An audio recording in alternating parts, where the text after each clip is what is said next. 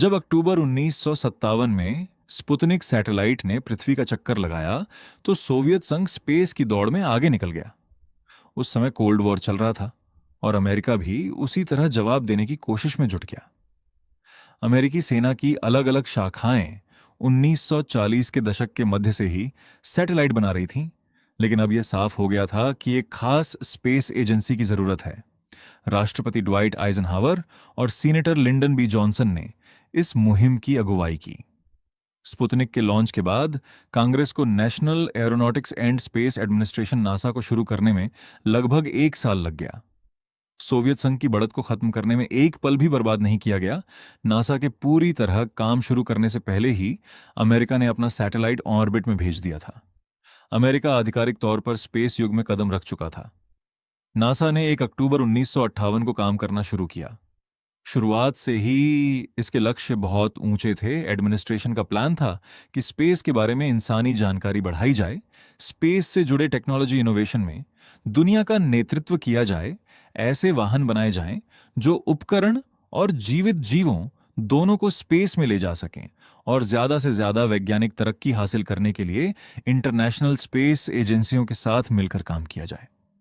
पिछले 60 सालों में नासा ने उन सभी लक्ष्यों को हासिल किया है और बदलती दुनिया के साथ आगे बढ़ते हुए यह विज्ञान के कुछ सबसे बड़े रहस्यों के जवाब खोजे। एक, एक्सप्लोरर।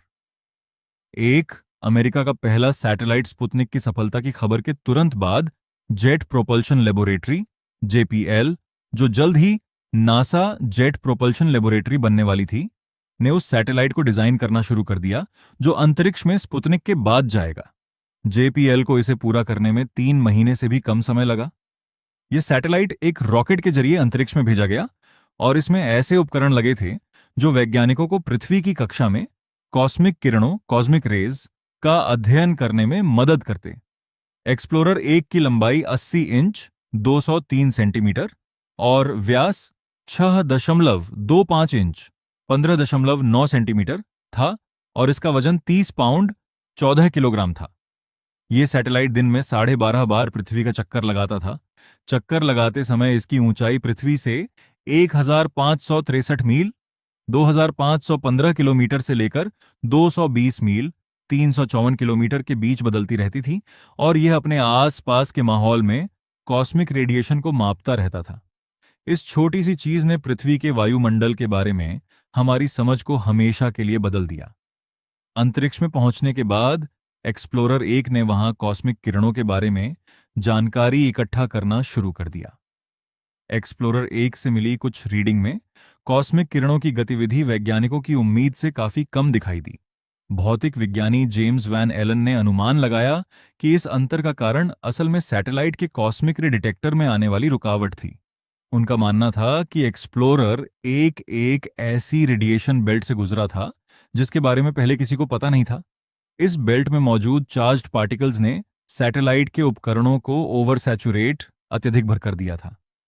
2 महीने बाद कक्षा में भेजे गए एक और सैटेलाइट से मिला डेटा वैन एलन की थ्योरी की पुष्टि करता था और पृथ्वी के चारों ओर मौजूद वैन एलन रेडिएशन बेल्ट विज्ञान की किताबों का हिस्सा बन गई। पृथ्वी के 58,000 चक्कर लगाने के बाद मार्च 1970 में एक्सप्लोरर एक पृथ्वी के वायुमंडल में दाखिल हुआ और जलकर नष्ट हो गया। 20 साल बाद लॉन्च किए गए एक सैटेलाइट ने ऐसी जानकारी दी जो विज्ञान की किताबों से कहीं आगे की थी। इस सैटेलाइट का पेलोड अंतरिक्ष की हाई रेजोल्यूशन तस्वीरें हमारे घरों तक पहुंचाने वाला था। 2. हबल स्पेस टेलीस्कोप ब्रह्मांड का खुलासा 1990 से पहले अंतरिक्ष के बारे में हमारी जानकारी ज्यादातर जमीन पर लगे ऑप्टिकल टेलीस्कोप से मिलती थी। उनसे मिली तस्वीरें दिलचस्प तो होती थीं, लेकिन बहुत साफ नहीं होती थीं। साथ ही उनके ऑप्टिक्स इतनी दूर तक नहीं देख पाते थे कि खगोलविदों को वे नज़ारे मिल सकें जिनकी उन्हें चाहत थी। पृथ्वी के वायुमंडल में मौजूद बादल, पानी और गैस की भाप बाहरी अंतरिक्ष से आने वाली रोशनी को धुंधला कर देती है, इसलिए साफ तस्वीरें लेने के लिए यह बहुत अच्छा नहीं है। इसका समाधान क्या था? टेलीस्कोप को पृथ्वी के वायुमंडल के दूसरी तरफ लगाना, जहां रोशनी दूर की चीजों तक जा सके और बिना किसी रुकावट के वापस आ सके। यहीं पर हबल स्पेस टेलीस्कोप HST काम आता है। यह पहला स्पेस टेलीस्कोप नहीं था, लेकिन HST अब तक बनाई गई सबसे महत्वपूर्ण वैज्ञानिक चीजों में से एक साबित हुआ है। खगोलविद एडविन हबल के नाम पर रखे गए इस टेलीस्कोप ने 15 लाख से ज्यादा खगोलीय अवलोकन किए हैं और 40,000 से ज्यादा अलग अलग अंतरिक्ष वस्तुओं को देखा है। आज भी यह इंसानों को हमारे ब्रह्मांड की साफ और मनमोहक तस्वीरें दे रहा है। इसके अलावा HST हमेशा नई खोजों में मदद करता रहा है। इस टेलीस्कोप से मिले डेटा का इस्तेमाल करके 15,000 से ज्यादा वैज्ञानिक शोध पत्र लिखे गए हैं।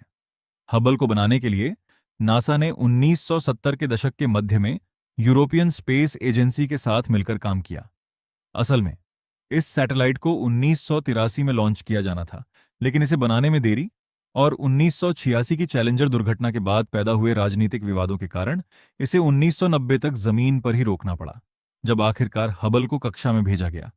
हबल स्पेस टेलीस्कोप हमें ब्रह्मांड के विस्तार को ऐसे देखने का मौका देता है जिसकी पहले कभी कल्पना भी नहीं की गई थी। इसमें न केवल आम जमीनी टेलीस्कोप की तुलना में 10 से 20 गुना बेहतर रिजोल्यूशन है, बल्कि एक तकनीकी उपलब्धि ने इसकी तस्वीरों को वैज्ञानिकों और आम जनता दोनों के लिए सुलभ बना दिया। इंटरनेट के आने से लोग घर बैठे ही ब्रह्मांड को हाई रिजोल्यूशन और पूरे रंगों के साथ देख सकते थे। हबल ने पृथ्वी से अरबों प्रकाश वर्ष दूर की दुनिया को उन सभी लोगों के सामने उजागर किया जो इसे देखना चाहते थे। आज हबल हमारी ब्रह्मांडीय जानकारी को बढ़ाने के लिए नासा की अन्य बड़ी वेधशालाओं के साथ मिलकर काम करता है। नई सदी की शुरुआत से पहले प्रशासन ने एक और स्पेस टेलीस्कोप भेजा जो ब्रह्मांड की शानदार तस्वीरें लेने के लिए विजिबल लाइट के बजाय एक्स-रे का इस्तेमाल करता है।